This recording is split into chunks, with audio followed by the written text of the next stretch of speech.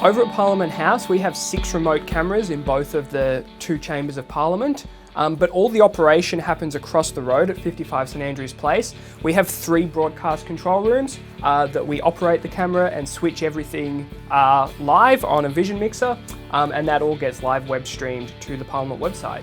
In addition to that, we do a lot of video production content. We have 3 edit suites that we run internally, and of course we have camera sound recording gear so we can go out into the field and do sort of little news stories and social media type videos for Parliament. In the Victorian Parliament, the broadcast unit is actually part of the Hansard unit. In Westminster systems, the Hansard is the official written transcript of everything that's said in Parliament and in committees. It's the public record. I think it's very appropriate that the broadcast unit is actually part of Hansard because we are the official video record of everything. We also have an internal video on demand service that members can access, so they can go in and get any contribution that they make, and they often share it to their social media platforms for constituents to engage with and so on. In the future, we're looking to create a video on demand service that's accessible to anyone at any time, so that anyone can go in and see what happened in question time or their local member's contribution on a bill or whatever it is that they're interested in. During COVID, we've had to change the way that we do a lot of our work.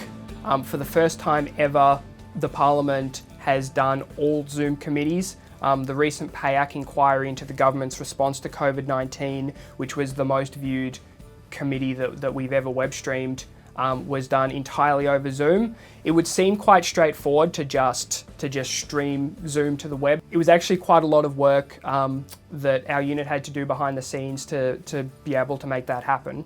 For the first time ever, members have also appeared in the actual Houses of Parliament via Zoom. So our team had to manage the setup of that and make sure it all ran smoothly. We also had the first ever question asked by a member in question time done over Zoom. Our team set up a screen in the chambers so that everyone who was on site would be able to interact with the member who was appearing via Zoom. Over the last couple of years, we've started working with the communications team on doing Facebook Live webcasts as well. For example, the new members building won a whole bunch of architectural awards. So we did a Facebook Live panel discussion with the architect, which was really interesting. For National Science Week recently, we did an all Zoom panel discussion with 4 distinguished scientists, and that was a really interesting panel discussion. We've also done Facebook Live tours of various parts of the building. We did one of basically the whole building, and we did one of the gardens.